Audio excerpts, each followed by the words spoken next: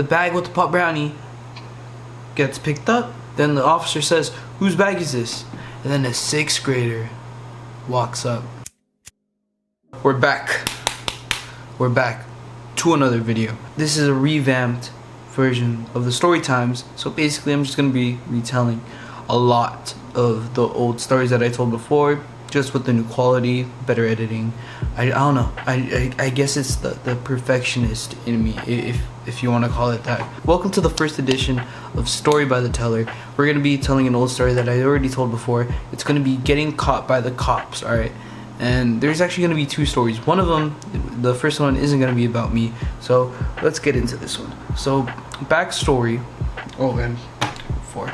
I got my pen here. We're smoking my pen, and we got the bong here too. So just take some bong rips, some pen rips in the mix. So yeah, let's get into the story.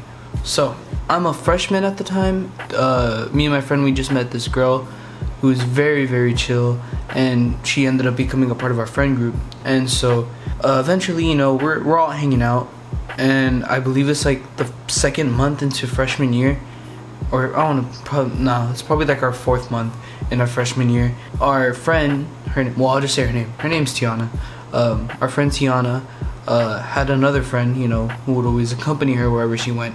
I'm not gonna say her name, just for the story purposes and for the, I guess you want to say, the protection of said person. Let's call her Selena. All right. So Selena would always like tag along with her during the school, and she was a grade higher than us. So we were freshmen, she was a sophomore, and so every time she would like be around us, my homie Abdul would always be like, "Yo, like, she looks so familiar. Like, I don't know." And so eventually, you know, she would always hang out with us, and what we would always find out, she would always like drag her away from us. Like, I don't know how to put it. Like, she would be having a conversation with us, and then she would come out of nowhere and then just like drag her away, and we would just not see her until the next class or till the end of the day or some shit. So me and my homie Abdul were walking down the hallway where all the lockers are and stuff in DMD, and all of a sudden he tells me, he's like, "Dude, I finally know where I know this girl from." And I was like, "Alright, like, where do you know this girl from?" So he ends up telling me, he's like, "So when we were in middle school," and I was like, "Oh, so she went to our middle school." And I was like, and I'm not gonna lie, she did look familiar to me, but I didn't really like pay attention to it. So he's all like, "Bro, she went to our middle school, and there was a day that the cops were there, and that because you know how like some, like, they come in with the drug dogs, and maybe it's because a kid actually, I don't know. For me, they always said that it was like a drill that they were doing or some shit like that, but I'm pretty sure kids brought drugs to school if they were having the dogs come and shit, checking every classroom type shit." The dogs came one day, and that she had a pot brownie on her, and that my friend overheard her, you know, talking to her friend like, "Oh shit, the dogs are coming. I don't know what to do with this pot brownie." So what she ended up doing was, friend was like, "Yo, just put it in one of those other backpacks. Just don't put it in yours." So she ends up doing that. The cops come, sniff the bags, and then all of a sudden, the bag with the pot brownie gets picked up. Then the officer says, "Whose bag is this?" And then a 6th grader walks up. And keep in mind, we were like, at the time we were in 7th grade, she was in 8th grade, since she was a grade older than us.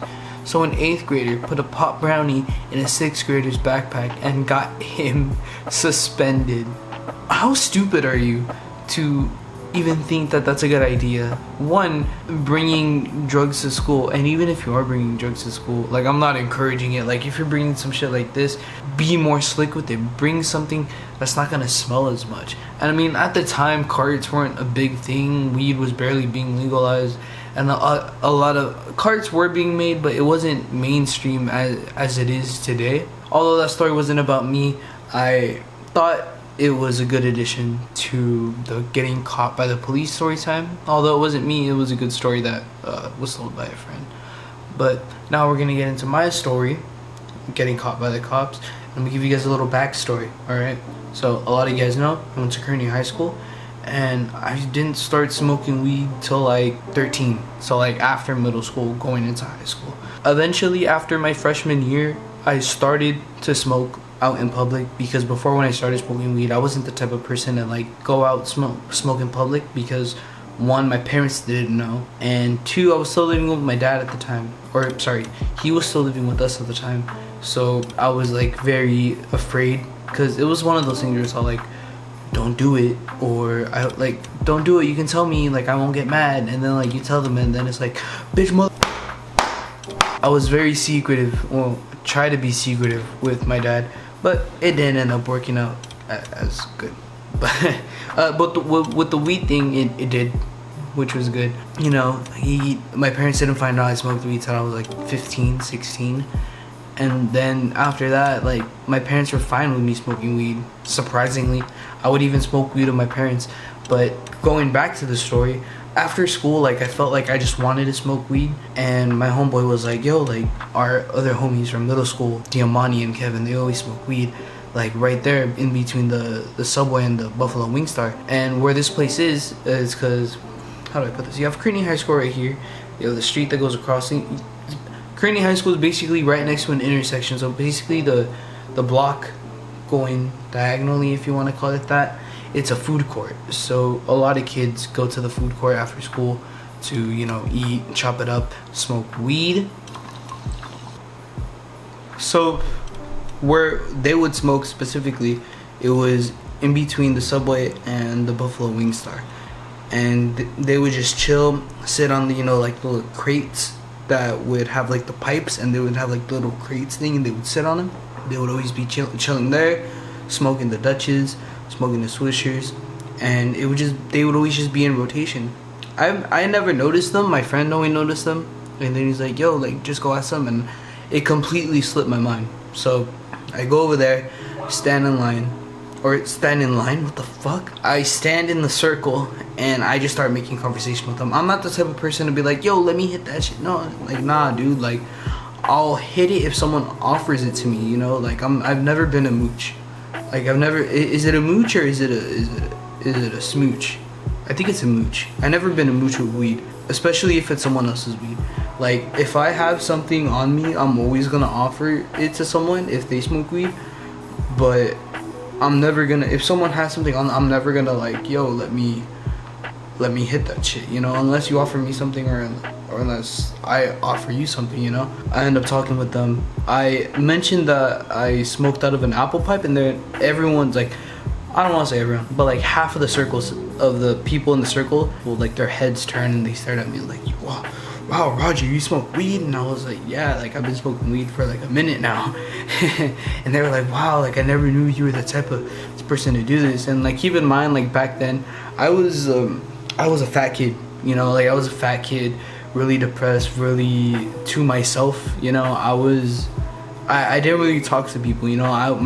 My circle is pretty small now, but back then it was small. But like, I didn't bother, you know, talking to other people, although other people were pretty chill with me because we had went to middle school together.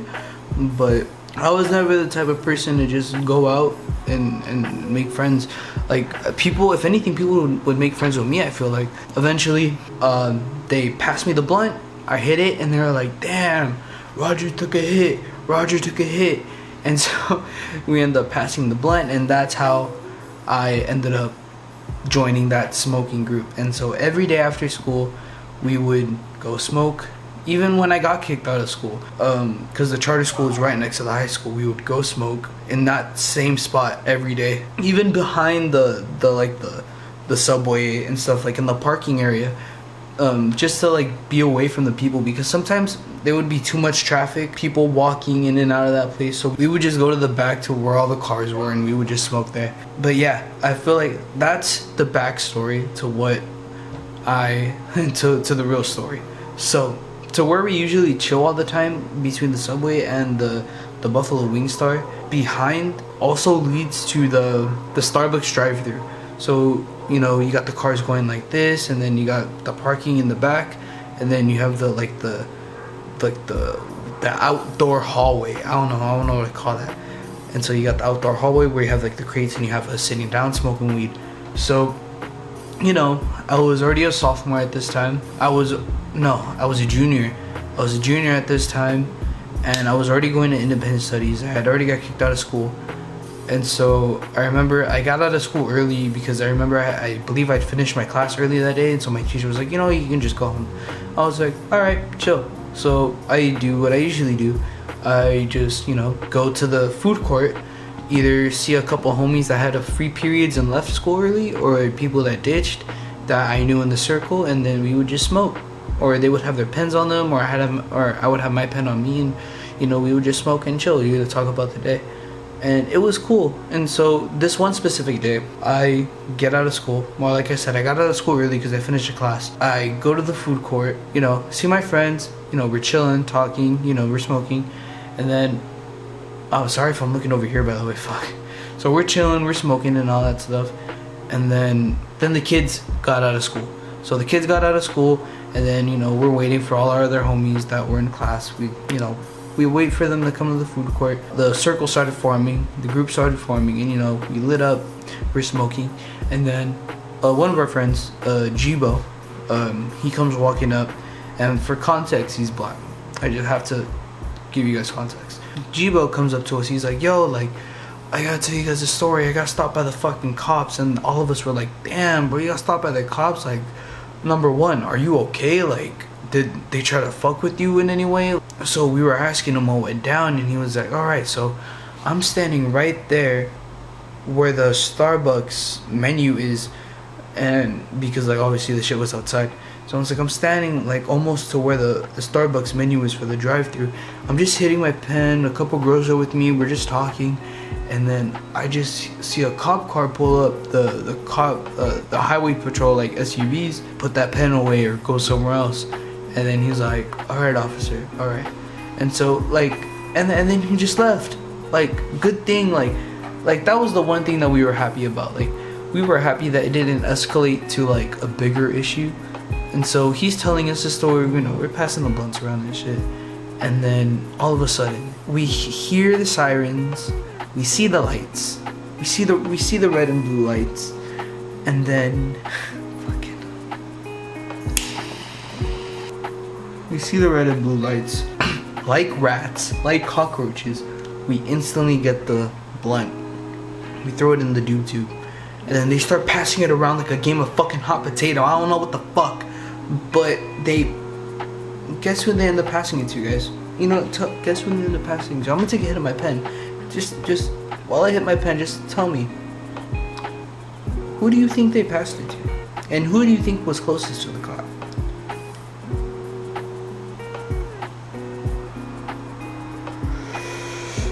It was me. It was me. Yep. They passed it to me. I was the closest motherfucker to the cop. I was the first one to speak too.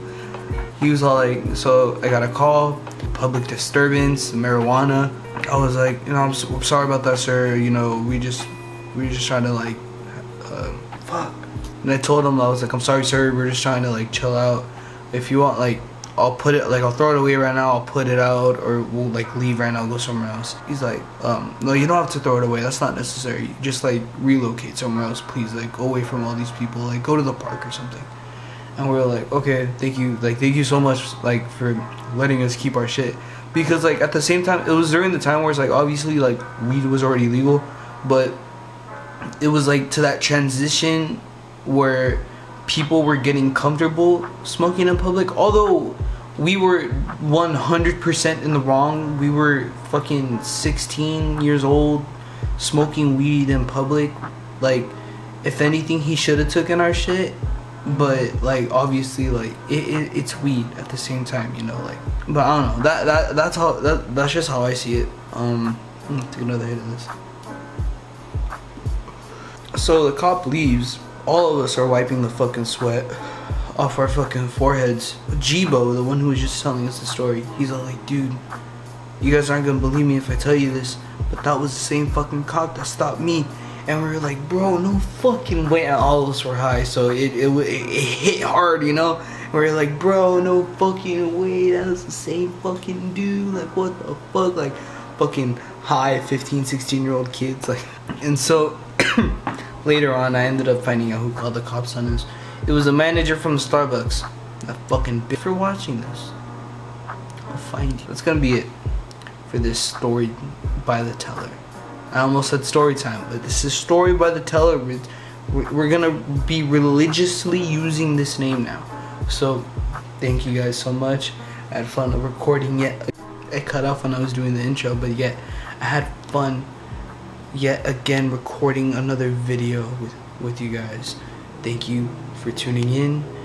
This is a channel where we smoke, talk about life, chill, fucking react to videos. And if you're new to the channel, hit that subscribe right there. Turn on post notifications, because honestly, I don't be posting often, but when I do, I try to make my videos really good for you guys, because I do want people to watch my videos, and I do want people to enjoy them, and that's why I wanted to redo the story times. Soon we're gonna be streaming. All right, I gotta get this baby. What do you call it? Upgraded. I was thinking of adding some parts into it, but someone told me that it's not that easy. That you can't just plug it in and wow, you'll magically get better resolution. And I was like, all right, big guy. Like I was expecting to change a lot more parts than that, but all right, that's gonna be it. I'm ranting. Have a good one, guys. Peace.